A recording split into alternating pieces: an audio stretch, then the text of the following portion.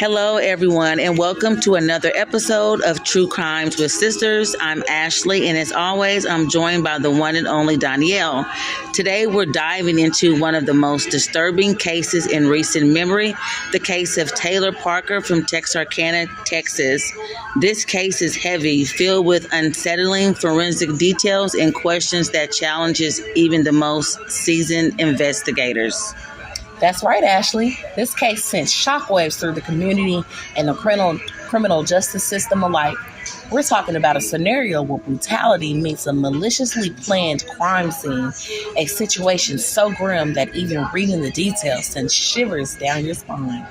Today, as we will be unpacking every significant element from the chaotic scene investigators described as blood everywhere to the unusual, chilling evidence of premeditation. Exactly. From what we've gathered, the crime scene was unlike any other. Investigators like Mark Sullivan recalled arriving to find countless bloody footprints, shoe impressions that lasted for nearly 13 hours, and evidence so stark it forced the team to rethink what they've seen on crime shows. It was clear that the victim, 21-year-old Reagan Simmons Hancock, who was pregnant at the time, suffered a level of violence that was horribly disproportionate to what one might expect if a single blow had been enough. Imagine a scene where every detail tells the story of a prolonged struggle. That's exactly what makes this case so particularly disturbing. Ashley, on one level, you have a harrowing details of a murder that defies conventional logic, a victim with such profound defensive wounds, a scene that is both methodically staged and wildly chaotic. Then on another level, you have a perpetrator who appears to have blurred the lines between fantasy and reality when digital evidence, call logs, and geolocation data all point to a pattern of repeated visits to maternity services. It begs the question, was this part of a larger plan to create an entirely false narrative of her life before the crime ever occurred? It really makes you think about the influence of media and cinematic portrayals of violence on real-life behavior. Taylor Parker's actions suggest that she might have been influenced by that very idea, a misguided belief that life, like the movies, could be neatly scripted or executed with minimal consequence. But nothing could be further from the truth when human life is on the line. The gruesome details, blood splatter, defensive wounds, and even evidence of a trial gun highlight how reality overwhelms any attempts to mimic fictional violence. And let's not overlook the most heartbreaking element of this case, Reagan's unborn child. The fact that the baby went missing from the scene adds a layer of tragedy that complicates the motives behind the act. It's one thing to have a violent crime. It's another when an entire life, both one that has yet to be born and the life of a woman fighting for hers, is brutally cut short. This aspect of the case forces us to grapple with the profound human cost that extends far beyond forensic evidence. Indeed, Danielle, it's a stark reminder that behind every grisly statistic or forensic details lies a family and a community forever scarred by loss. As we discuss the wonderland of forensic in this case, it's just as important to honor the memory of Reagan Simmons Hancock and her unborn child. Their story, while brutal, serves as a cautionary tale about the depths of human cruelty when distorted mindsets take over. And what's even more horrifying is the forensic teams noted extensive defensive wounds on Reagan, the kind that indicate a desperate fight for survival. These wounds, along with broken fingernails, deep scars, paint a picture of a victim who tried to ward off her attacker with everything she had. One of the investigators even remarked how the footprints and the blood splatter spoke volumes about the frantic nature of the assault. It wasn't just an impulsive act. There was a twisted logic behind it. That's a crucial point, Danielle. See, that the trial testimony revealed details that go beyond a simple act of violence. Taylor Parker, who was eventually sentenced to death, not only committed the murder, but according to evidence, she might have even done a trial run of the attack. Investigators discovered that she had been frequenting OBGY clinics and maternity stores in the days leading up to the crime.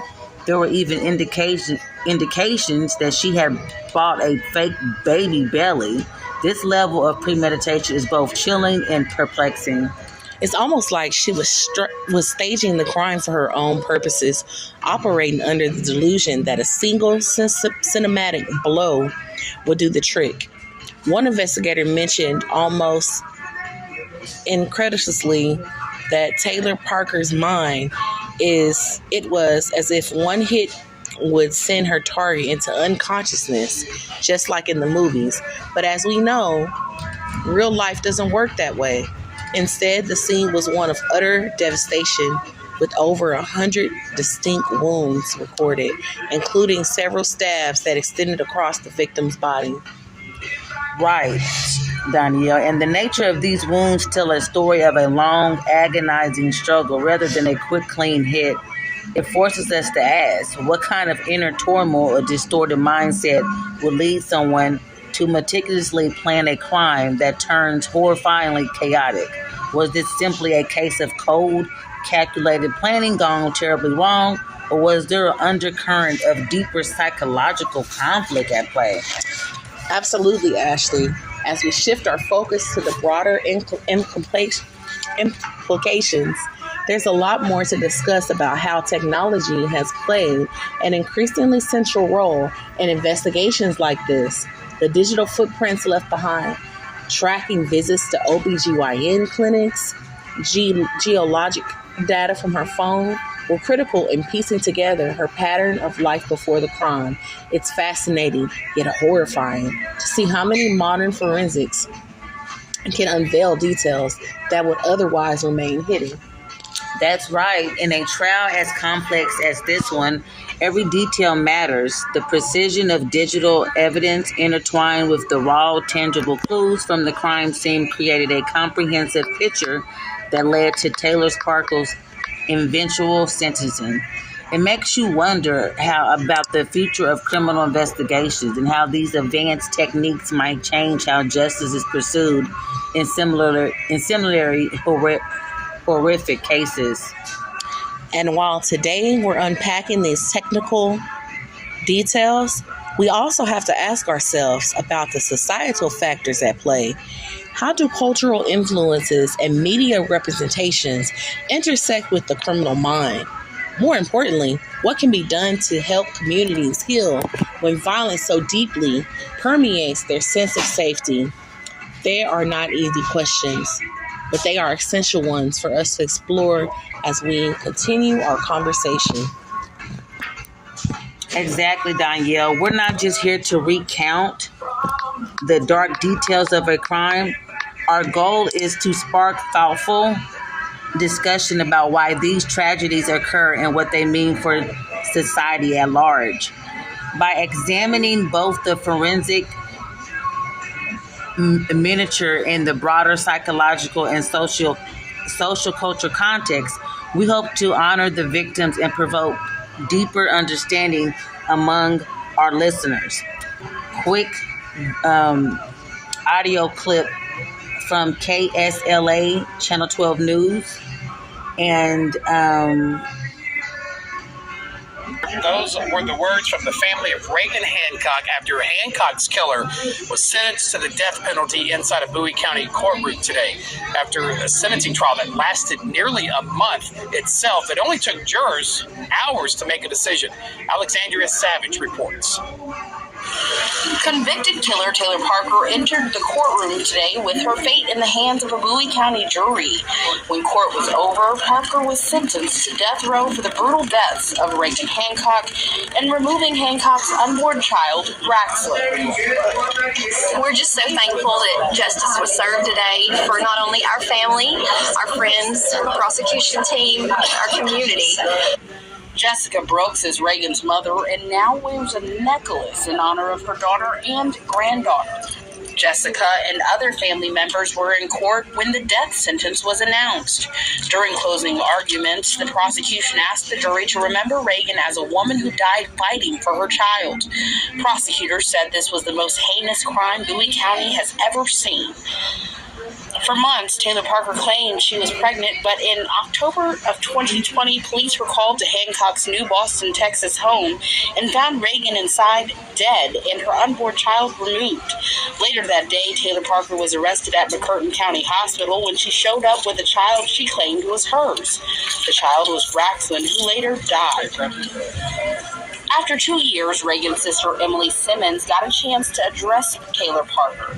I'm overwhelmed with happiness it's over because she has been such a burden in our life for so long now that I haven't been able to really think about my sister without thinking about her. Family members of Reagan Hancock said they hope the trial will be about their loved ones, not Taylor Parker. And we believe that justice has been served, and now we move on and just keep our baby's memories alive.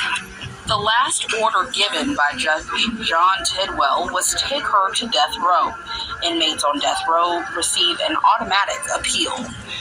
In Bowie County, Alexandria Savage, KSLA News 12.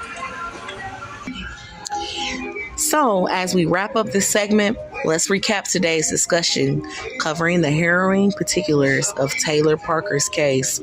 From grisly crime scene details and twisted logic behind a so-called trial run to the chilling indicators of premeditation and the digital footprints that further support the case, we dived into how these elements reveal not just the physical act of violence, but also the disturbing mindset that conflates fiction with reality.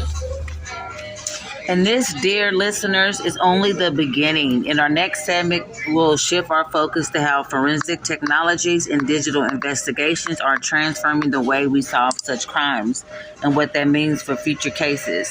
We'll also explore community responses and the delicate process of healing after such tragedies. Before we take a short break, we'll love to invite you all into the conversation. Share your thoughts on our social media channels and let us know what questions and perspectives you might have on the interplay between media portrayal and real life violence. Your engagements is what makes True Crime with Sisters so dynamic. Thanks for tuning in to the episode of True Crimes with Sisters. Stay with us after a brief break. We'll be back with more analysis of forensic evidence and the lasting impact this case has had on the Texarkana community. This is a conversation that's as important as it is chilling, and we appreciate you joining us in facing these tough topics head on. Stay safe and stay curious. We'll be right back after this short break. And we're back after that short break. We just wanted to discuss a few key things that we recognized. One key fact is that Taylor Parker is now the 7th woman on death row here in Texas. She was charged with capital murder, the kidnapping of an unborn baby. The day that the murder occurred, she brutally beat Reagan. She used the rope to strangle her. And then after that, she used the kitchen knife to cut the baby girl from her womb. She also used the blunt object to crush the skull. Yeah, that's what, like, that is what makes it so heartbreaking because of the video clips. I think one of them was showing her when she was in the police, like when she was at the hospital and she was lying and the police kept asking her questions about the baby, and she just kept lying and lying and lying, like her whole life was just a lie. Like all she did was just lie after lie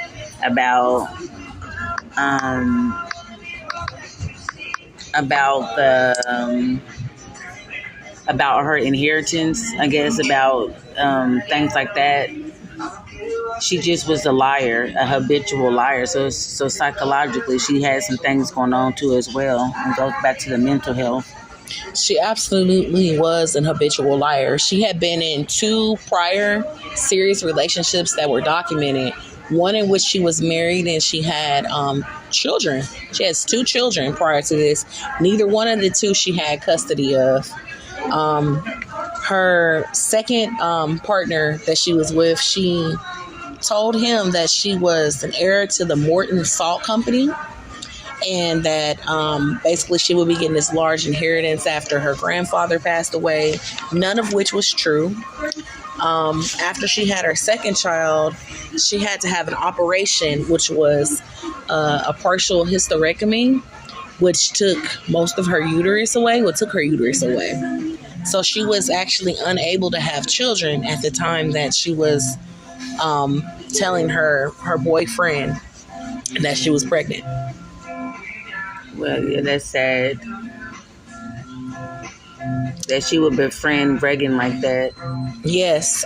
They also had Facebook interactions from Reagan's account, which shows connections between Reagan and Taylor going back to September of 2019. Taylor actually photographed Reagan's wedding. Oh, wow. 2 days before the murder is a record of Taylor reaching out to Reagan.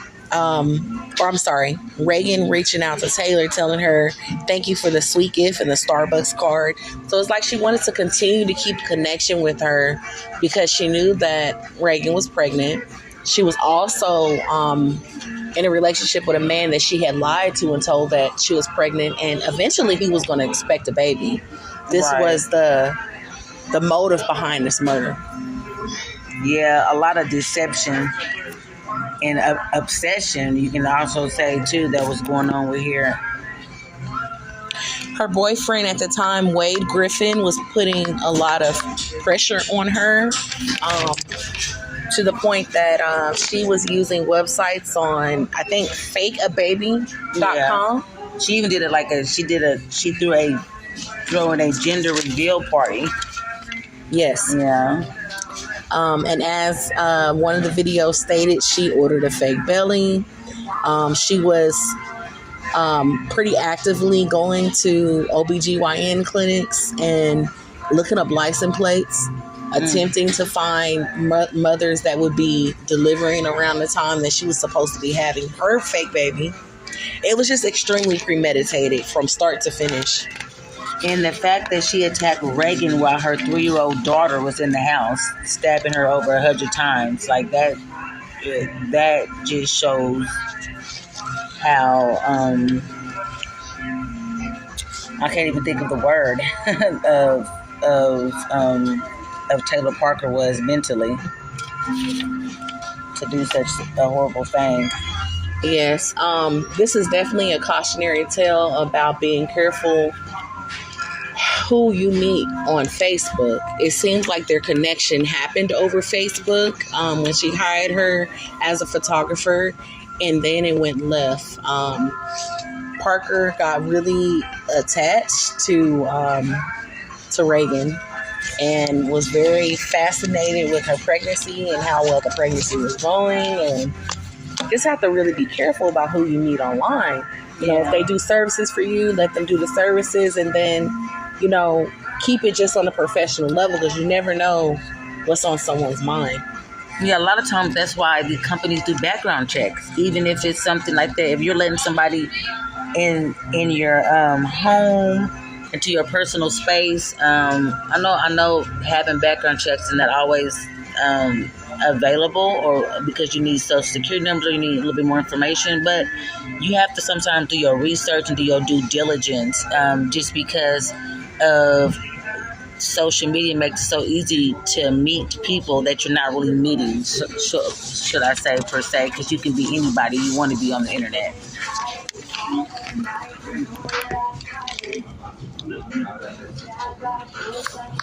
Again, this is definitely a testament to forensic science and the technology.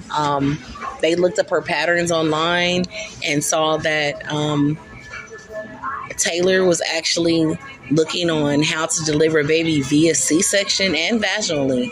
I mean, she planned this murder from basically the moment she knew the baby was going to be able to be viable. And it's just really sad and very gruesome. And this ultimately led her to being placed on death row. Will arrive shortly at the hospital.